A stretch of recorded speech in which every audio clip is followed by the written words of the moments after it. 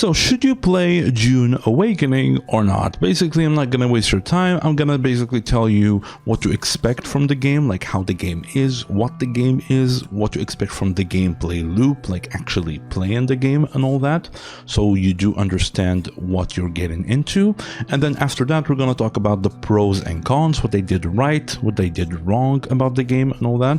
And after that, I will give you my opinion from the perspective of a Dune fan, so if you are a fan of the Dune universe, the movies, the books and all that. And then I will give you my opinion from the perspective of a non-Dune fan. So if you're not really a Dune fan and you want to try out the game just because it's like a survival MMO type of game, right? So that's pretty much it, what we're gonna do here. Again, by the end of the video, if you find this video helpful and you found some value in the video, obviously do me a favor in return and please do consider subscribing to the channel, or at least giving it a like. It does really help out the channel. All right, so first of all, what is Dune exactly? What is Dune Awakening, the game that we're talking about here? This is pretty much a third-person PvPvE survival MMO RPG set in the Dune universe, right? So basically it's a player v player, right, versus environment as well, right? So the first initial zone, the permanent zone that you start the game in, is pretty much all just PvE stuff. So most of the early game is only PvE, right? Only player versus environment. There is certain hotspots in that area, the Hagen Basin, like certain like shipwrecks and all that, where there's a lot of like rarer materials. Those zones and hotspots are PvP, so there is PvP enabled in those, but only in those hotspots. So most of the early game is going to be mostly just PvE, and then once you start getting into the deep desert, that's where the game actually starts, where there is permanent PvP in that zone. So everywhere is just PvP, you can attack each other's bases and all that. So we'll talk a little bit more about that later. Okay, so this is pretty much what the game is in terms of like, is it the player of the player and all that, right? Now, it is a survival MMO RPG. Basically, it's massively multiplayer. Technically, from the initial zone, like the Hagen Basin, there's around a 60 player cap per server in there, and then there is a larger server, which is once you get into the deep desert. The deep desert section is a larger server of 300 players instead. So there are 60 players in the initial zone, the permanent one, and then there is the deep desert that gets wiped every week. Basically, that holds up to 300 players, right? So hopefully that makes sense. And it is a survival game at its core. What do I mean by survival? Basically, if you know Dune, it's set in the Dune universe. If you don't know, then you probably find out inside the game. I don't want to do like any spoilers or whatever, but pretty much you are in a planet, a desert planet, and the survival mechanic, the main one, is pretty much trying to survive, to not get eaten by the worm, the sandworm, in the desert, right? So that's the main mechanic. So you make sure you don't like traverse a large terrain, basically a large desert, like open like desert, without like a vehicle or like a motorcycle or whatever, because if you make too much sound, the worm like detects you and they start chasing you, and if you die, you basically lose everything you have in your inventory. It's pretty hardcore in that way, but it is a very fun mechanic, so make sure not to do that. All right, so the worm mechanic is pretty much one of the main survival mechanics inside the game. And then there is also the sun mechanic of survival. Basically, it's a desert, it's really hot, you should stay inside in the shade so you don't get basically sunburned, and if your sun meter goes all the way up, basically you start losing hydration very fast, and if you lose all your hydration, your health starts going down until you basically collapse, right? So that's the second survival main mechanic that you have to deal with there in terms of survival game. And then speaking of water, you have to basically manage your water. How do you get water? You get water from basically harvesting, extracting it from plants mainly, but plants only recover a certain portion of your water, so it doesn't recover it completely. There is a certain cap, because it's not it's not the permanent solution to hydration. What is a permanent solution to hydration is the main harvesting mechanic of the game, which is blood, right? So you basically have to kill enemy AI or players, and you have to extract blood from them, right? So you extract blood, you put it in a certain container, then back into your base, you build a certain like a refinery that basically extracts water from blood. So you basically go out, you basically kill enemy AIs, raid bases and all that. You extract blood from enemies, and then you bring it back to your base and you extract water from that, and you basically have your permanent resource of water, right? So that is the main water gathering mechanic from the game, right? So that's how you get water in the game. Now, speaking of refineries and base building and all that, let's talk about the base building mechanic of the game, which is pretty good, to be honest. I mean, like any survival game, anything like that, there is a very intensive base building. It's very satisfying. It's really good as well. Like, you can build anything you want, basically. Hangars to put your vehicles in, refineries, like upgrade stuff, crafting stuff, decorations. You can pretty much like customize it to whatever you like. You can do like very large strongholds with like your guild or whatever. So that is very, very good as well. And speaking of base building, there is also the resource gathering. You have to basically gather resources to be able to build these structures, right? So you have to basically go out, and there's like this scanner. It's very cool, like a little mini game where you basically like scan like stuff, and then you have like to manually like, you know, follow the line to basically gather the resources. If you follow it perfectly, you get a little bit more resources and all that, which is pretty fun. It's a nice little like mini game of gathering, but that's pretty much the main thing that you're gonna do. It's basically gathering a lot of minerals and resources, right? And mainly mining stuff. You have to mine aluminum, like granite and all, like rocks, everything, and you basically just go out, get resources, and from those resources, you pretty much start building your base. You start building like weapons, armors, everything else, for like crafting stuff, refineries for like blood, turning it into water, and everything else. And from these resources as well, they do help you to build vehicles, because there is vehicles in the game. You start building your first motorcycle, then the buggy, which is like kind of like a little truck with like a little like scanner at the top, and that allows you to basically start mining rarer materials and more advanced materials and rocks and all that. And those rocks will allow you to basically start crafting higher tiers of like armor, guns, vehicles and all that.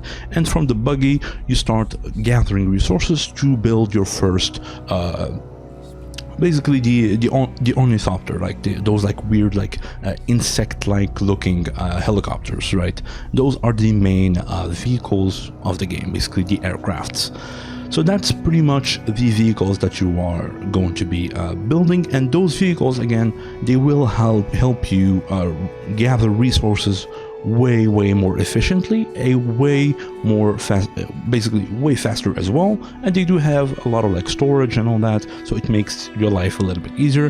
However, you do need to like build like certain sections for them in your base, so they don't get like stolen or whatever, and you have to so that like you basically can summon them at will and all that. There's also like quality of life features. You can basically just like, if they are in your base, you can pretty much just like click in the inventory, gather stuff, and you just transfer stuff from like your vehicle to your stash immediately, which is pretty good life quality of life there. So that's pretty much it for like the vehicles and all that.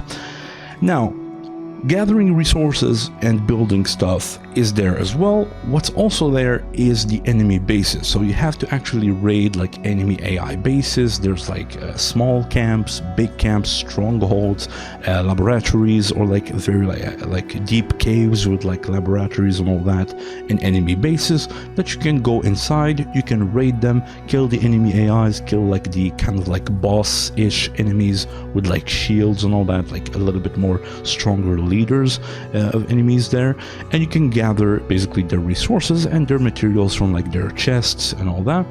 And while raiding these enemy bases, you pretty much get like blueprints for like weapons, advanced weaponry, rare materials, and everything like that. So these enemy bases are your main source of like blueprints and uniques. There's like certain like unique items that you can get from like certain areas in the game. So these are pretty much the early game progression that you have to do, and while doing this, again, this is the main source of blood to get your water and also to basically level up as well. Speaking of leveling up, there is levels in the game. There's, I think, level 200 is the maximum level, I think. So you start basically leveling up, and as you level up, you gain like skill points and all that. So and there's like a lot of there's like very deep skill tree system type of stuff with like abilities and all that, and there's like schools of each, like there's like certain schools that you can like do skill trees in. Like there's for example, there's like the school of like the blade, whereas like it's more focused on like melee combat. There's like range combat. There's also like the sentinel, which is pretty much like summoning like turrets to fight for you. There's like certain abilities of like gravity that you can do, which kind of like slows enemies and you can basically like kill them way more easily. There's like the poison stuff, there's explosion stuff, there's like certain like assassin type of like skills where you can basically like teleport behind the enemies and really close up like the distance and just like assassinate them. There's like really like fast movement skills for like skills there. There's also like some like a close quarter combat type of like a knee strike or like a very fast like movement forward. There's a pretty good amount of customization in terms of like skill trees, so that is very good as well. And then there's also like very good movement. The movement feels a little bit more smooth. Like the early game, the movement is a little bit weird, but once you start unlocking like some certain skills, certain like movement skills, certain like gliding skills, there's also like the grappling hook, which makes movement feel really smooth and really amazing. Like you start basically just grappling and you can pretty much fly at that point. You can literally fly with like, if you have like the right skills. So that is also pretty good. So the movement is definitely gets way better later on in the game. The early game is a little bit weird, but once you get into it, it becomes way more smoother. Okay, so this is pretty much it about the early game and the early game progression. Now let's talk about the actual progression of the game and the end game. All right, so there's pretty much like, when you start the game at like your main, the first map, which is the permanent map called the Hagen Basin, right? So this map is permanent. Everything in it stays forever, and it's basically your main server, which consists of like 60 players, right? And in this map, again, this is the early game progression that you have to go through, etc. There is certain PvP spots that you can basically participate into, like the crashed ships and whatsoever, but mostly it is just like PvE stuff, right? So player versus environment, you're just pretty much raiding enemy AI bases, gathering materials, building your main base, building your first vehicles and all that. So that's pretty much what you're gonna do there. Then beyond the shield wall, there is a lot other more. There's like more maps that you can go through. How do you go to these maps? Again, it's the ornithopter, the weird helicopter that you need to build. So your first goal is to pretty much build your first ornithopter to basically allow you to go to these other maps, right? So once you do that, you go to these other maps. Basically, there's like trader, like certain facilities, community hubs and all that you can go to, where you can like train for skills and all that. But there's also a map called the Deep Desert, and the Deep Desert is where the game actually starts. The Deep Desert is pretty much the permanent PvP zone. So that's the PvP zone. That's basically where the game actually starts. So you go there after you have like your first like ornithopter, and you go to the Deep Desert, and that's where the game pretty much starts there. So that zone is pretty much just PvP all the time, and it does wipe every week. I will talk about like how the wipe mechanic is and all that, but pretty much what you do in the deep desert, that's where the game starts to become a little bit more dependent on guild content and social content. I mean, it's an MMO. You should probably start looking for a guild at that point, because that's pretty much, you start getting into the end game.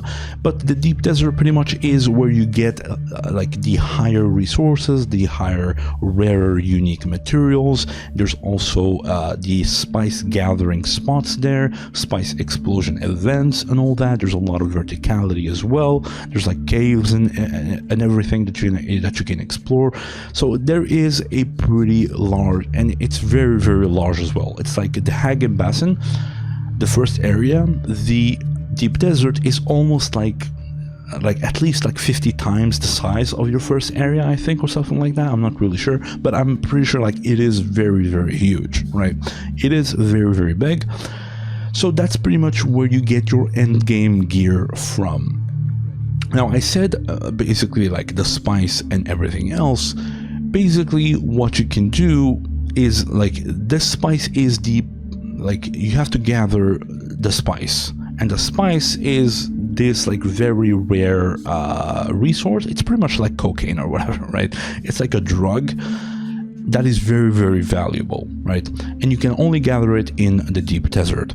Now, how do you gather this spice? This is where the guild content and the guild, basically the party system kind of like starts to make sense, and the large scale PvP battle starts to make sense as well, because this spice, pretty much everyone in the deep desert wants spice, right?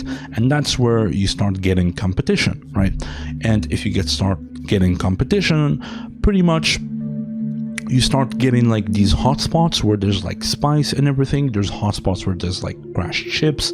There's a lot of like hotspots where like resources are very limited, and everyone wants those resources. So what you can do is you get your guild to the deep desert. You start building your main base in the deep desert, and then what you can do is you start looking for spice, right? So you take your guild mates, you find a spice spot, you start scouring spice, you bring it back to your base, you infuse it into materials, and you start crafting like a really high-end gear stuff, and it's very, very valuable as well, which you can sell it, trade it, and everything else, right? And then there's something called the spice explosions, which are very like unique events. And these spice explosions are basically like very like visible throughout like the whole like map pretty much. So if there's a spice explosion, pretty much everyone can see it, and it becomes very, very highly competitive, right? Very highly competitive. So everyone wants to go to that hotspot because it has very, very large yield of spice. So everyone wants it. So how that works, because like the deep desert has like these very big worms and all that, not like the smaller ones in the Hagen Basin, the actual big worms. So these spice explosions get the attention of the big worms. So you have to actually split your group into two basically squads. A squad that basically like plants this like weird device that kind of like thumps the earth to basically get the attention of the big worms away from the explosion, and then there's the other squad with like these extractors vehicles that you have to build and all that in the base, and the basically like the escort as well, so that they don't get attacked by other players. And these extractors goes to like these hotspots where the explosion happened, and they start extracting a spice from these hotspots. And then, because everyone wants that hotspot, obviously you will encounter a lot of other players that want the same thing, and that's where the fun kind of begins, where there's like a large-scale PvP battles, trying to basically fight off the other team to get the spice for themselves instead, right? So you can see pretty much where the fun kind of like starts there. Again, no one really knows how it's gonna go yet because it's still vague. No one, like, there's not enough I mean, it's the launch day. I mean, not a lot of people are there yet, but it seems cool when you talk about it. But again, it really depends how it's really gonna play out in the actual gameplay. We're not sure yet, but I mean, it seems very interesting for sure. But I mean, that's the unique kind of like that's the unique take of this MMO about like the PvP large scale battles, like guild versus guilds and all that, to take over like these very valuable hotspots of like spice, right? So that's pretty much it for the progression of the end game, pretty much. And of course, like there is a special mechanic for the deep desert as well, which is the wipe. So the deep desert does get wiped every week, right? Now there is like this huge like sandstorm that happens every week, and it pretty much like wipes everything in the deep desert. So anything built, bases, whatever, anything in there gets completely wiped and erased from the game each week, right? And it basically changes the whole map. It just randomizes the whole deep desert every week. So like the hotspots gets changed, certain POIs gets changed and all that, resource material like spawning gets changed. So everything is basically randomized each week, right? Which is pretty cool. Now the Hagen Basin, like beyond the shield wall, pretty much does not get affected, but it does get affected in terms of like points of interest as well. Like your main base in the initial area does not get wiped every week. It's permanent, but the POIs, basically of like resources and all that, also get kind of like randomized a little bit as well. So you have to like rescan everything. You have to scan for like certain materials and resources again. You have to scan for maps again. So you have to rescan everything. But the deep desert gets completely wiped and randomized, right? So hopefully that kind of makes sense. So what the deal kind of like goes into is that with your team and with your guildmates, you have to, like, at the start of each week after like the wipe, you go there, you basically build your base, right? Your main base in the deep desert, so you get materials to that base. And then before the storm hits, like before the end of the week and the wipe gets rolled out, you have to basically copy your base. There's like a certain like quality of life feature, so they kind of thought about this, so it's not really annoying. You can pretty much just like copy your whole base and you can just repaste it, right? Just copy paste. So it's really easy to just rebuild everything, right? You don't have to actually rebuild it manually. So you can just copy it and you go back to the deep desert and then you just paste it with all the materials and you just paste it again, which is pretty cool quality of life there. So it's not so annoying to have like redo it each week, right? So that is really cool. But what you can do is pretty much with your guildmates and your teammates, before the wipe, you just go there with your all resources that you gathered in the deep desert. You basically put everything in like extractors and like in transporters and everything. You destroy your whole base and you get all the materials again. You put them in the storage of like vehicles and all that, and you basically go back to the Hagen Basin, to basically the permanent area, and dump everything in your base, in your main base, in your actual main base. You wait for the wipe happens, and then you go back to the deep desert with the materials you need to basically rebuild the base. You just paste the scheme that you copied, and you basically insert the materials, and your base is built again for another week. And then before the wipe, you do the same thing, get the spice that you gathered during the week, bring it back, sell it or craft materials with it to get better gear for your guild and all that. You gain more power, and then you go back, repaste, and just that's pretty much what you can expect from the gameplay loop there. All right, and there's also, this is pretty much it for the mechanic, but there's also something about like politics and all that. I'm not really sure. I don't even know myself, so I'm not gonna talk about it too much. But there's some sort of like politics for like the overlords of like Dune or whatever, and you have to like do like certain missions for like houses, so they get on your side, so they can help you in the deep desert. And if you have more power, they lean more towards you to help you more and all this. But there's like this like kind of like political stuff that you can do for like the as a guild, and you have to like join like factions and all that. There's 2 factions, and you have to basically convince them by doing missions for them and all that. So it is kind of a little bit complicated. I don't even know myself, so I'm not even sure yet, but that's pretty much it, vaguely, right? So that's pretty much vaguely it. Now, this is pretty much what you can expect from the game. Basically, I just explained almost the whole plot, the kind of like game loop of the game here. So like this is pretty much what you can expect going into Dune Awakening, right? So now let's talk about the pros and cons, like what they did right, what they did wrong, and all that. So what they did right is definitely the survival, right? The survival aspect of the game is very good, right? Because like it's a desert and all that. You have to keep your water up. To keep your water up, you have to kill enemy AI and all that to gather the blood, and then it all ties up to like the base building, and the base building ties up to like upgrading your equipment. And since you kill enemy AI, you gain skill points and all. You basically level up your skills, and you have to craft your gear, so everything kind of ties together. So there's definitely that. So the survival mechanic definitely ties everything together, and it really just kind of makes sense. So it is really well thought of and really well done there.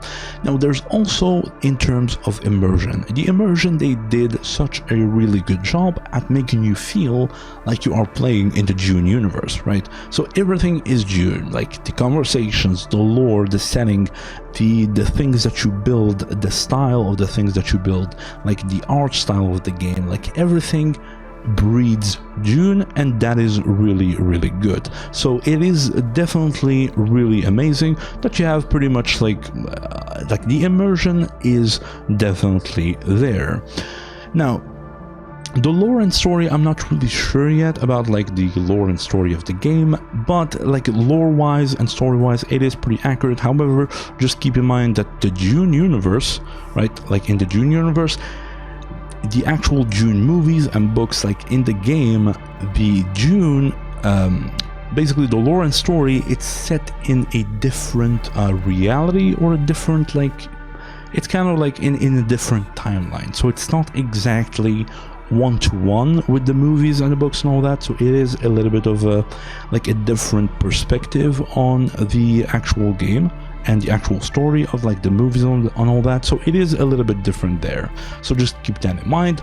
The social aspect, I mean, it's an MMO after all, so it is definitely there. You have to actually play with a guild in the end game, you have to actually make friends and all that. So there is some sort of like a team play. You can technically play solo as like some sort of like mercenary and all that, I think, but in the end game you do need some connections to actually make significant progress in your gameplay, right? So there is definitely that. The social aspect, being an MMO, it is definitely there, right?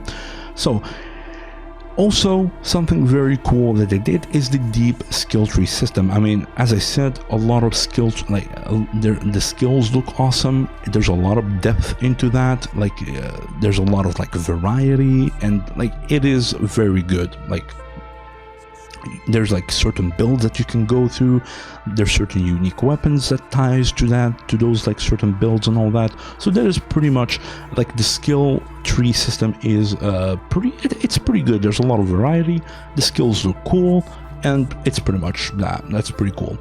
Base building and vehicles, again, as I said, really Dune like. So base building, like just like any other survival game, I mean, the base building is very good. The vehicle system is also very good. The vehicles feel good to use. The ornithopter feels really good. Like the sound cues of the vehicles are very good as well. You really feel like you're actually driving those vehicles, so that is really good as well. And the world building, again, like the wipe of the deep desert, like the randomization, the POIs, the actually the gathering materials and all that, it really feels cool with like the scanner thing, with the vehicle scanner as well. You have to scan things, you can scan chips and all that. You can break in doors of like buildings and bases and all that. So that is also really good. Like the world building is very decent. There's also like some sort of like a lot of like bases and like trading hubs, like where there's like a lot of NPCs, different like assets, like a random chatter that you hear in the background and all that. So it is very, very cool in terms of like world building, right? So these are definitely like the pros of what they did right now. Sadly, let's talk about the cons. It is sadly in the one of the most important aspects of the game, at least for me, which is the gameplay and the combat, the enemy AI, and all that, right? So the combat is, I mean, it's not bad, right? It is not bad, but it is kind of like overwhelming. Not overwhelming, underwhelming. So it is kind of like underwhelming. It's too simple, too casual, too I don't know how to say it. It's just too RPG-esque type of combat, like too, like every other third-person kind of game. Like the shooting is decent enough, I guess. Like it is like any third-person game, shooting game. Like it is there. It is kind of like good enough to a certain extent, but I mean the melee combat is really, really underwhelming. Like they need to do a lot of work in that aspect of the game for sure. I mean, I'm not talking about like the slow attacks, because that's pretty much lore accurate, because they use shields, and to bypass the shields you have to basically insert the blade like very slowly first to bypass the shield and then attack the enemy. So like slow attacks are fine, they are lore accurate, but the combat itself in general is just underwhelming. I mean, that's pretty much it, right? So the combat does need a lot of work. The shooting is it is okay-ish, especially at the later game. Like you start unlocking like really fun weapons, like flamethrowers, like some sort of like javelin guns or whatever, like that shoots like really large guns, rockets and all that. So there is quite a bit of variety of weapons, but I mean the melee combat really needs some work. All right, now let's talk about the enemy AI. The enemy AI, I mean, there's not a lot of variety in enemy like encounters and all that for bases, strongholds, and everything. It just boils down to the same thing, like either enemies with like guns or enemies with melee combat. So there's a little bit of lack of variety there. There is certain leaders with like bigger abilities, and they are a little bit more beefier, a little bit more dangerous. But I mean, fighting enemy AI is really, really underwhelming as well. Like you have unless you're playing with like your monitor off, like I think there's a very low chance of you dying to actual NPCs, right? Because like the combat has very little risk to it, that it just feels so arcadey, and it just feels like very it feels very floaty. I don't know how to say it, but it just feels really floaty against these enemies. Again, like the difficulty is very weird, unless like there's a lot of enemies and they surprise you, or you run out of stamina or whatever, and there's a lot of enemies like in close combat, and there's people shooting at you and all that.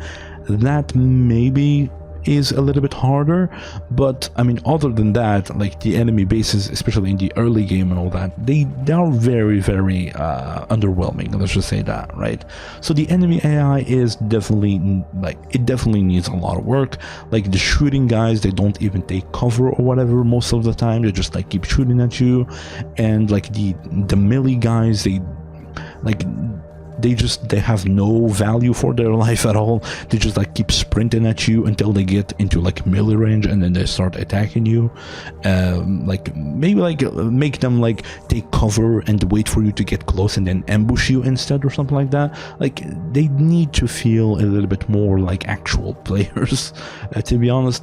But other than that, I mean, it does need a lot of work there. Okay, obviously another thing as well is the bugs and jankiness. The game has a lot of jank stuff, it has a lot of bugs, a lot of inconsistencies in like animations and all that, so there is also that to consider. Okay, so just keep that in mind. But other than this, I mean, the combat is like the skills and everything, especially at the later game, it becomes a little bit more interesting because like there's abilities, you can like teleport behind people, you can throw grenades, explosive stuff, poison stuff. There's a lot of like skills and abilities that you can use. You can jump, you can just like dash forward. So it does become way better, and especially like the vehicle combat, like with the Omnithopter, like the rockets and all that, with maybe like the vehicles. Pretty much like it boils down to melee combat, because shields pretty much make you like almost invincible to bullets, especially in the PvP. So it boils down to like going into like melee range to try to finish off people. And going to melee range, basically pretty much because of the high movement ability, especially in the end game, because of the skills and the abilities, it almost just boils down to like players having the ability to just disengage at any time they want, because they have like really high fast abilities that they can like just escape at any time, unless they don't have like the stamina for it or whatever.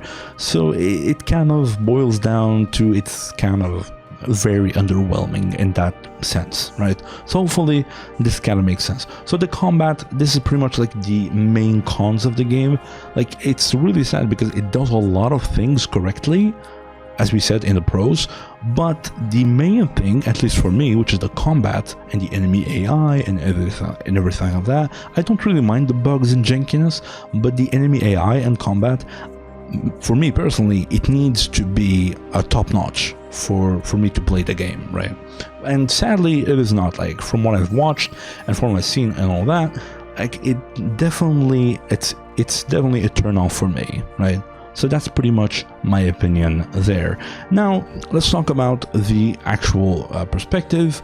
So, like, should you, from all this, like the gameplay loop and all that, what's the game about, the pros and cons, should you actually try and play the game? So from a Dune fan, so from the perspective of a Dune fan, if you are a Dune fan, like if you like Dune, if you love Dune, the movies, the books and all that, and you don't really mind that much the casual aspect of the combat, the casual aspect of the enemy AI, like too much RPG-esque combat, simple, floaty type of like if you don't really mind that and you can tolerate that type of stuff, like the bugs and jankiness and everything, and you are a Dune fan, you love everything about Dune, then this game, you will there's a high chance that you will like this game, right? So if you are a Dune fan and you don't really mind these cons, like the combat and the bugs and the jankiness and the animations and all that, then there is a high chance that you will like the game. So you can pretty much you can try the game expecting like a very good experience, right? So that's what I think from a perspective of a Dune fan. Now, from the perspective of a non-Dune fan like me, I mean, I'm not I know about Dune and all that, but I'm not like a huge fan of it. Like, I know about it, but I'm not a fan or whatsoever. But I am a fan of like survival games, MMOs. I like MMOs a lot. I like RPG games. So I do like what they're trying to do here. But I'm not like a Dune fan or whatever, but I do kind of like the game. I like the lore and story a little bit, right? So if you're not a Dune fan, right, like me, then, and you kind of like, if you don't mind the combat, the enemy AI, again, if you're like a little bit more casual about those things, and you like a lot of like survival elements and like base building, vehicle stuff, PvP, social aspect and all that, guild content, and with like large scale PvP and all that, and you like the world, then there is also a high chance that you can like the game if you don't mind the cons of the game. But for me personally, if you're like me, like the combat has to be a little bit better than this, right? And the enemy AI has to be a little bit top-notch. It has to actually make sense. There needs to be some sort of like a PvE risk and reward type of stuff, right? Because here, there's obviously not. Like, unless you're playing with your monitor off, I mean, it is very, very underwhelming for me, to be honest. And from what I've seen and watched and all that, from what I've seen, everything overall, this is a big turnoff for me personally, right? Even though I like survival stuff, I like the base building, I play a lot of survival, I play a lot of MMOs, and like I like all those things, but these cons are, I mean, unfortunately, they are a very big deal for me, especially the enemy AI, and the combat has to be good, right? And sadly, it doesn't really meet my expectations. So if you're like me, you don't really tolerate like casual-ish type of combat to RPG-esque type of combat, like not too much thought put into it, then I don't think you will like the game a lot. Like, you will certainly have fun with the game to a certain extent, right? Especially if you play with friends, so that kind of like compensates a lot of the flaws of the game, which is pretty good. I mean, you should, but like if you don't really have that, or you just go in like solo or whatever, you will initially have fun, but then I don't think it will stick out for too long, if that kind of makes sense, right? So sadly, I don't think, if you're like me, like personally, that's why I'm not playing the game. Personally, I am waiting for them to actually improve on the combat, improve on the enemy AI, give actual like MMO-ish type of content with like other people in terms of like PvE, not just PvP, and improve on the PvP combat side as well. And I'm waiting for that first to maybe try the game. Like, the game is decent enough, I might try it out even without that, but mainly I am basically waiting for them to improve on these aspects first before playing the game. So that's pretty much it about my opinion and my perspective from a non-Dune fan. So pretty much the TLDR is, if you are a Dune fan, you don't really mind the jankiness, the combat being a little bit floaty and casual and all that, then you can probably try the game and expect a really good experience, because the game is very immersive, and as I said, it does breed really Dune, right? So that is really good if you are a Dune fan. If you're like me and you don't really tolerate kind of like the jankiness, the floatiness of combat, like being too casual and all that, enemy AI being a little bit bad, like the design and all that. So if you're like that, then you will most likely not like the game a lot, right? You might have fun with it for like a few hours, maybe for a week or something, and then you will pretty much try to move on, right? So that's pretty much it for the video. Hopefully this was helpful and it answered your question about whether you want to try out the game or not, right? So yeah, this is pretty much it. Hopefully this was helpful. If it was, as usual, please do me a favor and subscribe to the channel and give it a like as well. It really does help me out a lot. And other than that, if you want to check out other videos, like if you want to check out if you can actually run the game or not, because it is pretty intensive in terms of like performance, so you can check out the video right here on your screen, and you can check, if you have a 4060 Ti like me, you can check out the video on the screen here as well, or you can check out other benchmarks, other reviews of games and all that stalker stuff or whatever. So click on whatever video you want right there. Thank you so much for watching, and as usual, I'll see you in the next video.